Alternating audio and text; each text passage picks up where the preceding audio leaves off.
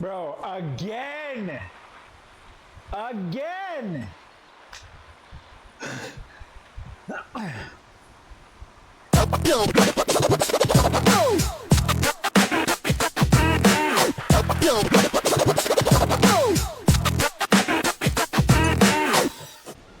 We are at 15.9. Sweet.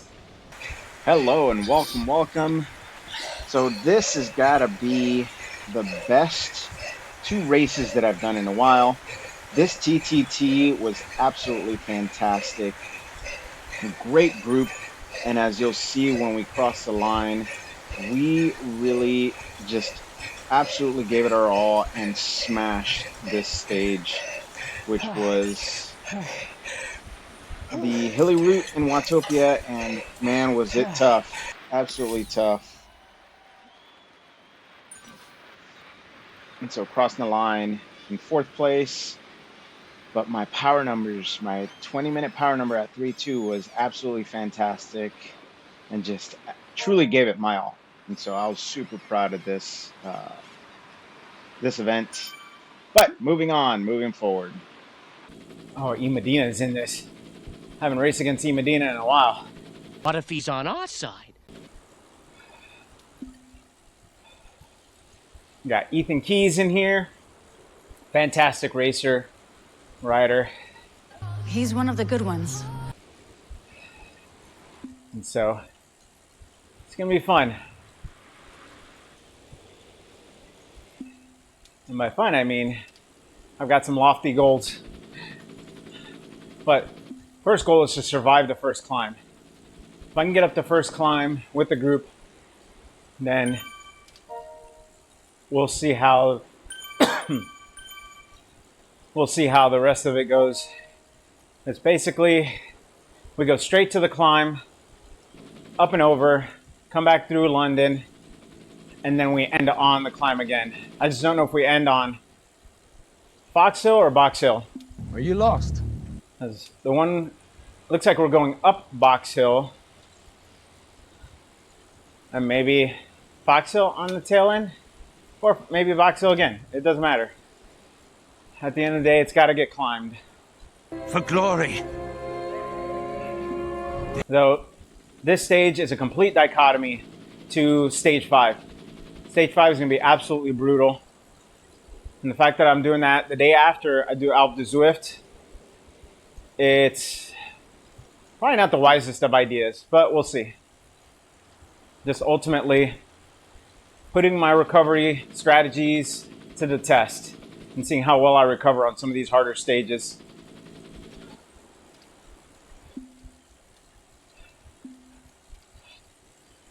It's a good thing bikes are neutralized because I am on the BMX. Not to worry, BMX is 99% attitude. Probably do pop a wheelie or rail grind or something coming down the hill or going through the city.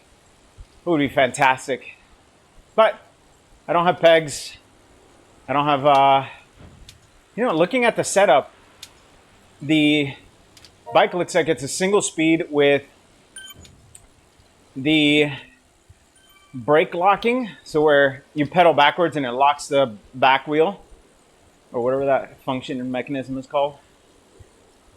I mean, it might freewheel, but there's no handlebar brakes, that's for sure. So, all right, got a minute left. Quite a bit of people in the pen. Looks like about 50 people, maybe more, maybe less.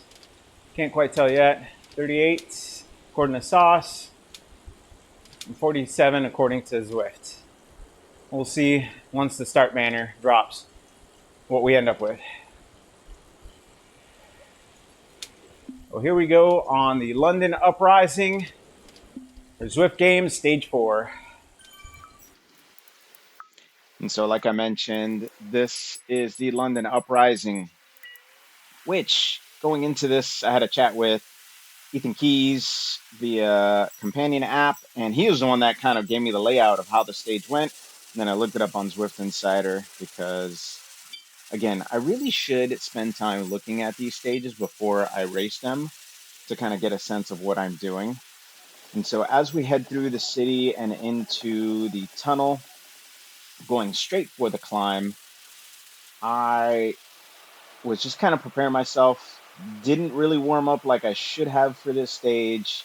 Again, starting off with the climb right away, I knew that my legs were going to hurt, and so I should have done a little bit stronger of a warm up, so I can kind of open up the muscles a bit. But as you'll see, really this climb really starts to put the group kind of divided into, who's doing what, who's going where, and splits apart the group in a way that I honestly did not expect for this initial start of the race. And so you'll see that, this front group, as we start to kind of get established on the sauce map there, you see we kind of split apart and the numbers are kind of going a little crazy, but we got this nice little contingency that's just starting to push forward, move forward, and, just really, in my case, I'm giving it a strong effort, even though my camera froze.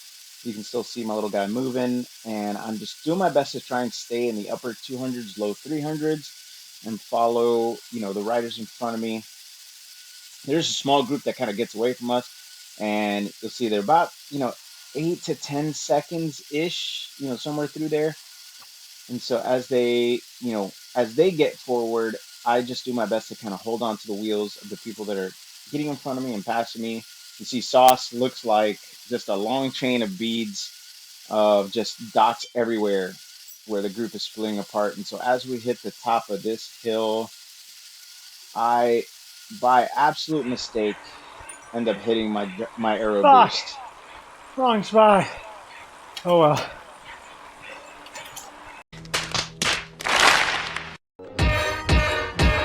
And so jumping forward, I knew this was going to be a decisive point in the race for me.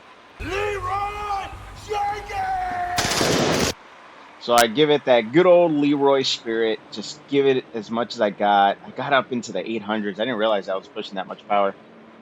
And I got just enough of a stretch in front of the group behind us that I was able to latch onto the wheels of this smaller group ahead of us, and then just kind of continue pushing myself forward.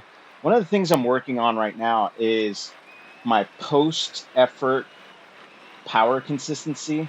At least that's what I'm calling it, which is basically like when I do a hard effort, like that little climb, 700-800 watts. I don't want to drop back down my watts into like 100, 150, kind of where I'm at right now across the bridge. I want to drop it into the mid to upper 200s so that way I can keep my momentum moving forward. But as this group starts to get together, I just kind of naturally let it form around me. But I still want to keep the pressure on. There's a couple of us right now that just keep pushing forward. You see S. Wagner pulled in front of me and just kind of, took the lead, kept that pressure on. I stayed behind him. And now I want you to remember that name, S. Wagner and B. Feng, because we kind of really push the envelope with this group, as well as Lumpy, which I don't know if I'll show up, but he kind of takes the lead for a little while too. And so as I'm on the front doing 300-ish watts, I'm feeling really good at this point. My heart rate's in the 170s, but it's 170s, and I feel like I feel like I'm pushing the right amount of effort. I don't feel like I'm overexerting myself at this point, even though I'm off the front.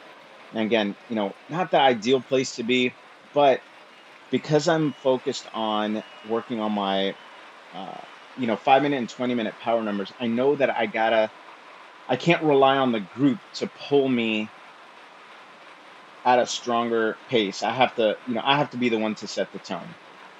I'm going to jump forward a little bit here in a sec, because this is really kind of how this part of the stage goes. As you see, we got lots of flat left before we get to the official climb at the end.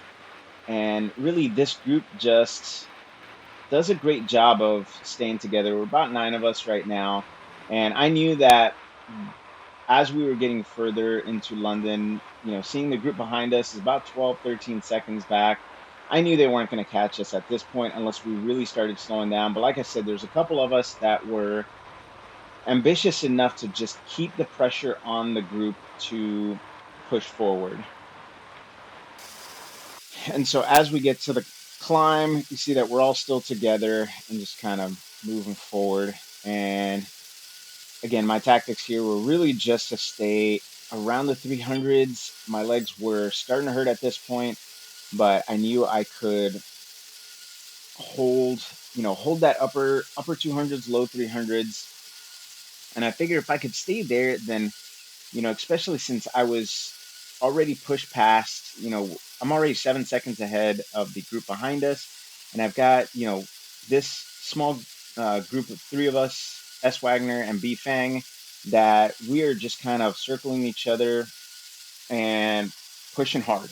And so I thought at this point, I thought I was starting to get away from them because I was starting to see the gap open up just a little bit, a couple seconds behind, and I was just keeping my momentum forward, trying to hold that 300 watts. Now, the mistake I made going up this climb is that every time we hit a, flatter spot in the climb, I ended up easing off the power, or at least I stayed in the same gear. I spun my legs out, kind of give myself a little bit of a relief, but that gave them opportunity to kind of catch up and then, keep pushing forward. And so when I recognized this, I was like, you know what, let me just stay with them instead of continuously trying to, push hard and then ease off and push hard and ease off. So I just did my best to stay with them. You see, B-Fang pushes past me and just gets off. And then same thing with S. Wagner, pushes past me and just, they're gone at this point. So I just gave one little burst of effort left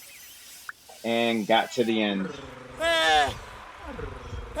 Oh my God.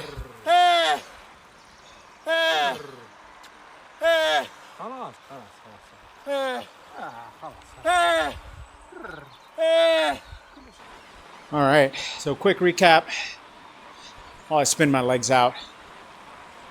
What a intense race. Going up the Fox Hill and Box Hill was definitely difficult. I think I did well on both hills. I didn't quite reach my 5-minute peak power goal, but I'll get there.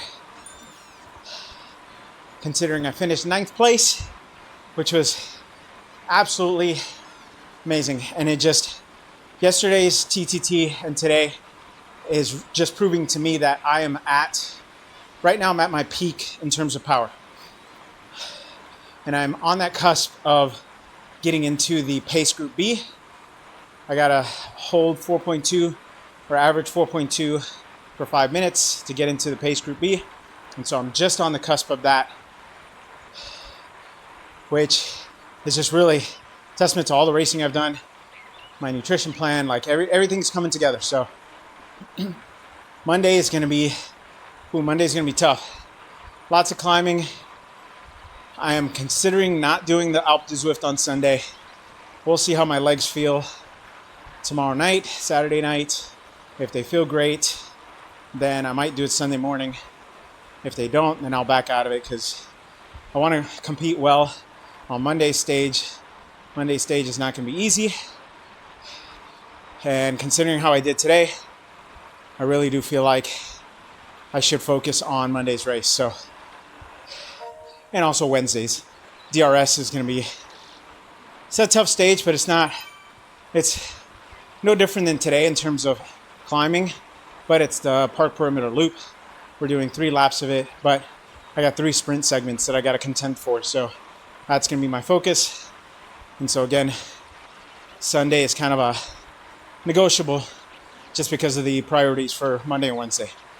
All right, guys, I'm going to spin my legs out for another second, but I will catch you guys on the next race. See ya.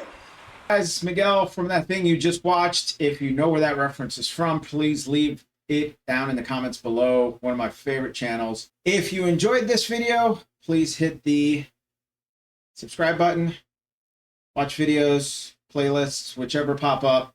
But thank you so much for joining me on this journey. and I hope to see you next time.